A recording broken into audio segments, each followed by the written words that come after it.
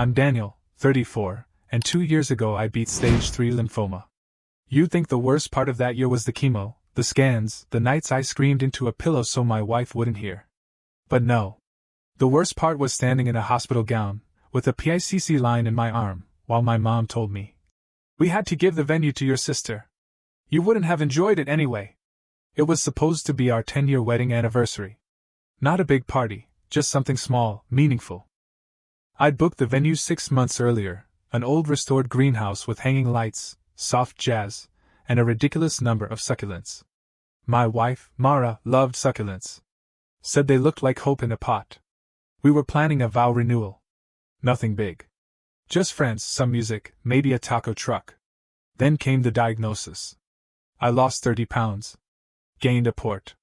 My hair fell out in the shower like autumn leaves in fast forward. But I told Mara not to cancel anything. If I'm not in the ICU, I want to say I still do. Even if I have to whisper it. I should have known something was off when Mom stopped asking about the venue. She started doing that vague, "Let's focus on your health" thing every time I brought it up. Then she stopped mentioning the event altogether, like ignoring it would cancel the calendar. 2 weeks before the date, I called the venue to double-check final headcounts.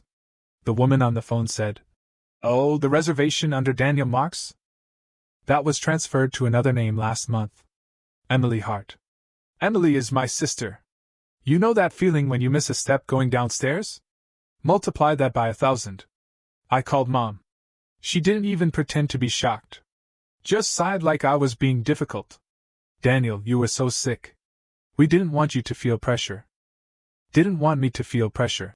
Apparently meant signing over the venue, my deposit and all, to my sister for her surprise engagement party. Which was not a surprise at all and included a rented carousel, a full jazz quartet, and shrimp towers. Shrimp towers, while I was still on a low-sodium, chemo-friendly diet that made apples taste like sand. I didn't cancel it. Mom insisted. We just repurposed it. You can always do something later. Maybe next year. I hung up mid-sentence. Not because I was being dramatic. Because I could actually feel my pulse spike and the last thing I needed was to end up in the ER with a stress migraine and a compromised immune system. Mara sat with me that night, holding a cold rag to my neck while I said nothing. I didn't cry. Not because I didn't want to. Because I felt hollow. Like the chemo had scorched more than my lymph nodes. The next day, I stopped sharing updates. No group texts. No photos. When Mom asked for scan results, I replied, "Talk to Mara." When Dad sent his usual, "Proud of you, son," texts, I didn't reply. You want to see your kids survive something like cancer and celebrate their life? Maybe don't give their milestone to the healthy sibling who already gets everything. You want to know the punchline? They invited me to the party. Sat me at a table near the back with a tiny place card that read, "Daniel plus guest." Like I was the +1 at my own rewrite. My port hurt. My legs felt like concrete. But I stayed just long enough to watch Emily give a speech thanking everyone who helped her find love. She never mentioned me. So I left. Didn't say goodbye. That was the last time I updated them about anything. Until a year later, when I posted a photo from a new country with one line. "Clean scans? No party. Just peace." After I posted that photo, me standing on a windswept beach in Portugal, hoodie up, sneakers buried in the sand, I didn't even check the comments. I left my phone on airplane mode for 2 days. Mara and I stayed in a tiny coastal town where no one knew my name, no one whispered about cancer, and the only thing anyone cared about was whether the fish was fresh. Spoiler, it always was. When we got back, there were 23 missed calls. My mom, my dad, my sister, even my Aunt Carol, who I hadn't spoken to in 5 years since she called Mara. The quiet kind of pretty. The family group chat, once a dead zone of passive-aggressive recipe links and prayer hand emojis, had exploded. Most of them said the same thing. "We didn't know. You should have told us. You could have let us celebrate you. You're being cruel." Cruel. That one made me laugh. Hard. The kind of laugh that catches in your ribs and feels like it shouldn't belong to you. Mara didn't laugh. She looked at me, one eyebrow up, and said, "Want to reply or let them keep spinning?" I didn't reply. I started a new rule. I don't tell people things they'll weaponize later. It's not bitterness. It's strategy. Because the truth is, I'd spent 32 years handing out chapters of my life like flyers no one read. Telling my family things out of duty, out of love, out of habit. And what did it get me? A repurposed venue and a "you can always do it next year."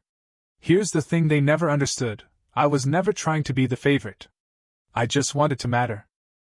After Portugal, I booked another trip. Then another. I started giving myself anniversaries, of good scans, of quiet mornings, of Tuesday breakfasts with Mara where no one asked us to give up our reservations. I got stronger. My hair grew back, patchy at first, then full enough to mess up with product. I went back to work part-time. I saw color again, actual color, like grass that didn't look like hospital wallpaper. And still, I said nothing to them. One day, my sister emailed me. Not a text. An email, which for her was like writing on parchment. Subject line: Olive branch? She said she was sorry. That she never meant to hijack our anniversary. That she only used the venue because Mom said I wouldn't need it. She said her fiancé had left her. That maybe, she misunderstood what being close actually meant. I read it twice. Then I archived it. No reply. I'm not cruel. I'm just not a doormat anymore. Funny enough, when you stop offering pieces of yourself, people start showing up with maps and flashlights, asking where you went. My dad tried to reconnect. He emailed me a photo of my old baseball glove, said he found it while cleaning the garage. Said it still smelled like leather in summer. I almost replied. Then I remembered him standing next to Emily at that party, laughing as she fed shrimp to her fiancé like a bridesmaid was going to swoon. I closed the email and made myself a sandwich. Some things don't need closure. Some things need silence loud enough to echo. It happened on a Thursday. I remember because I just finished a follow-up scan, the kind where they don't say anything, but you watch the text face like it holds the future. No frown. No extra angles. Just a tight smile and, "Your oncologist will call you." Translation: probably fine, but don't exhale yet. Mara and I grabbed bagels after. I bit into mine and my phone buzzed. Private number. I let it go to voicemail. Then Mara's phone buzzed. Same number. She answered. "Hello?" Her voice dropped. "No, he's not available." "Who is this?" Pause. Then, with a tone I hadn't heard since the diagnosis, she said, "You need to hang up and never call this number again." She ended the call, slid the phone across the table. "That was your mother," she said. "She's at the hospital." I blinked. "She's sick?" "No," Mara said. "She's in the lobby. Downstairs." She followed us. I stood so fast my chair clattered to the tile. People looked. I didn't care. The elevator ride felt like something out of a hostage movie. I kept thinking, what is the play here? Guilt? Apology? Surprise reunion? None of those felt like her. None of them felt right. The lobby was cold and overdecorated. Fake plants. Magazine stacks. That weird hospital lighting that makes everyone look vaguely haunted. And there she was. My mother. Dressed like she was headed to brunch. Hair perfect. Shoes that clicked on the tile. She stood when she saw me, smile plastered on like frosting over something sour. "Daniel," she said, arms wide. I didn't move. "What are you doing here?" I asked. "I heard about the scan," she said. "Your aunt told me. I just thought we could talk. In person. Like a family." She had a gift bag in one hand. I'm not kidding. An actual gift bag. Blue tissue paper. A little silver tag that said, "Thinking of you." Mara appeared behind me and didn't say a word. Just crossed her arms. My mother tried again. "I made mistakes," she said. "I know that. But you don't just disappear from your family because of one bad decision." "One?" I repeated, my voice cracking. "You stole our anniversary. While I was doing chemo." "It wasn't stealing," she said too quickly. "You were sick. You needed rest. Emily needed joy." I felt it then. That strange, cold silence inside me. Like I'd moved past anger and into some new dimension where love meant absolutely nothing unless it showed up when it mattered. "Give her the bag," I told Mara. She blinked. "What?" "Give her the bag," I repeated. Mara walked forward, handed the gift bag to my mother. She looked confused. I already have. No, I said. This is yours. She peeked inside. It was empty. Her mouth opened. Is this a joke? No, I said quietly. That's what you brought me. Nothing. Wrapped in a smile. And then I walked out. We didn't talk for a year after that. But it wasn't silence anymore. It was peace. The real shift came in the quiet. No grand declarations. No fiery confrontations. Just absence. And in that absence, I started healing in ways I hadn't expected. The kind of healing no skin can detect. The kind where you realize your whole life has been shaped by proving you're worth the attention they gave away so freely to someone else. Mara and I moved. Not far, just enough. A little craftsman house with a crooked front step and a yard that made our realtor wince. We loved it. We painted the walls warm colors. I built a raised bed garden even though I knew nothing about gardening. Mara put succulents everywhere. Of course. We started hosting Sunday breakfasts. Just a few friends. People who'd brought us meals during chemo, sat through bad news, folded our laundry when I couldn't stand for more than 10 minutes. That kind of loyalty doesn't show up in your bloodline, it shows up in casseroles and quiet solidarity. One morning, I got an envelope in the mail.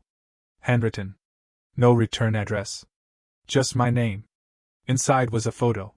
Emily and her ex-fiancé, still together, apparently, standing on the greenhouse steps where Mara and I were supposed to renew our vows. Same decorations, same lights. Shrimp towers visible in the corner like little monuments to entitlement. On the back of the photo. Wish you could have been there. Maybe you'll understand one day. No signature. Just that. I laughed. Not bitter, just exhausted. I think she thought this was a flex. I told Mara, holding up the picture. Mara shrugged. She's a walking cautionary tale. We burned the photo in our fire pit. Not for drama. For warmth. I didn't speak to Emily either. She tried a few times, a birthday text, a thinking of you email, a forwarded meme that made no sense. I deleted them all. I wasn't being cruel. I just wasn't being available. Meanwhile, my dad started creeping in around the edges. He'd like a photo Mara posted. Leave a comment on a hiking trail I reviewed.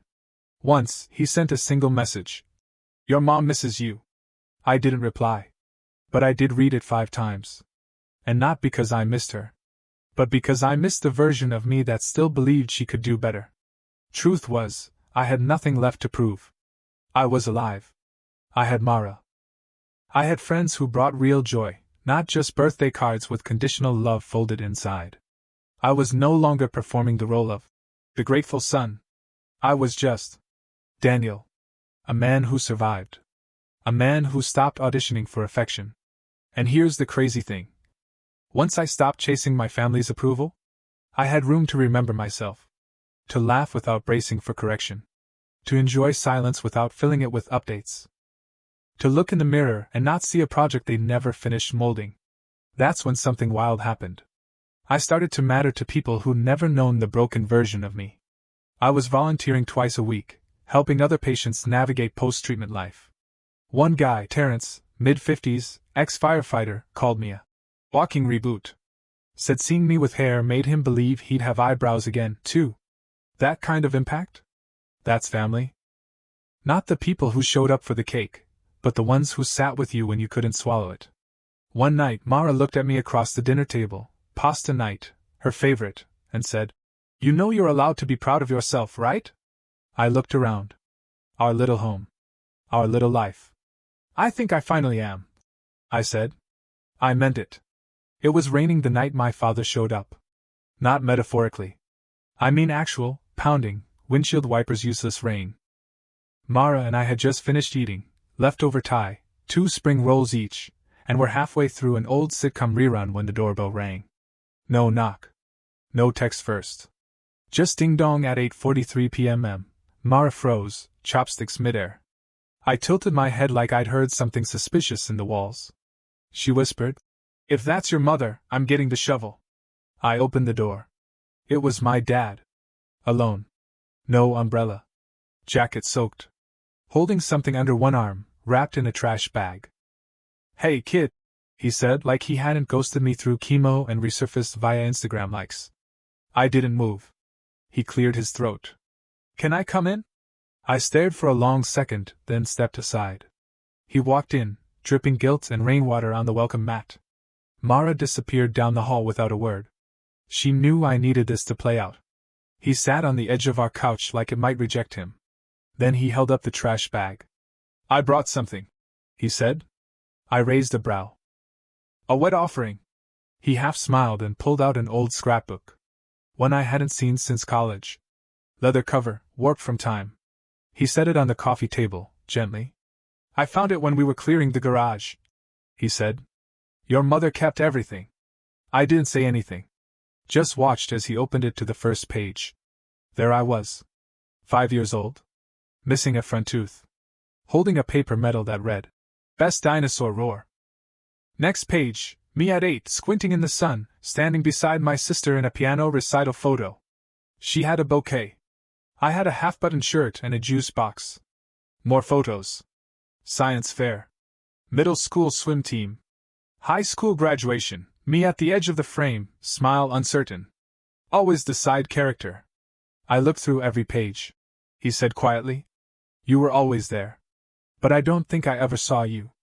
My throat tightened. He turned another page. When you got sick, I genuinely thought, I'd already lost you.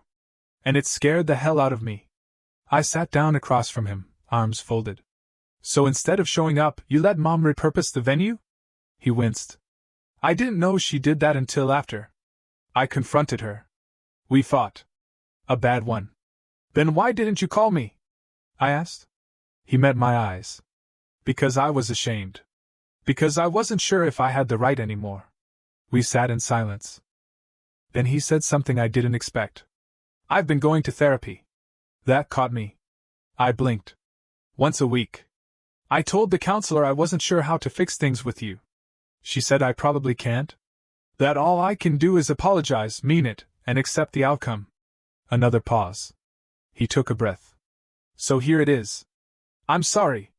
I should have been better. As your dad. As your protector. As someone who knew what your mother was doing and let it happen because conflict scared me more than justice. I looked at him, really looked, and saw a man I didn't quite recognize.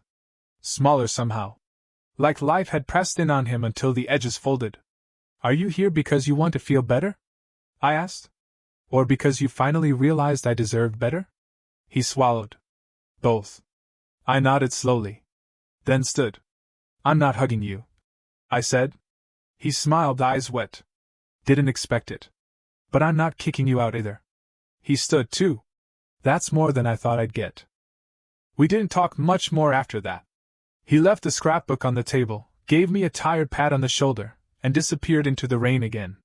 That night, Mara came back into the room, saw the scrapbook, flipped through it quietly, then looked up. You okay?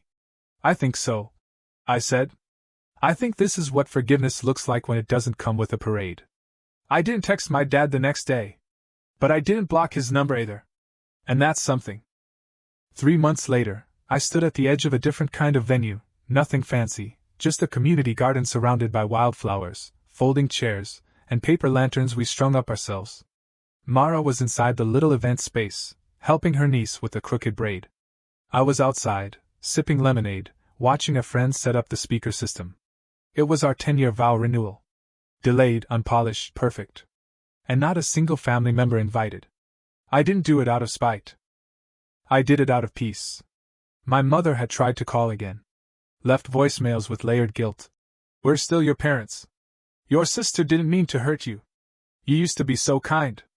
But I wasn't cruel now. I was clear. And clarity, I've learned, sounds cold to people who are used to crossing your boundaries without consequence. I never called her back. My dad, to his credit, didn't push. He sent a text 2 weeks out. If you want me there, I'll come. If not, I'll understand.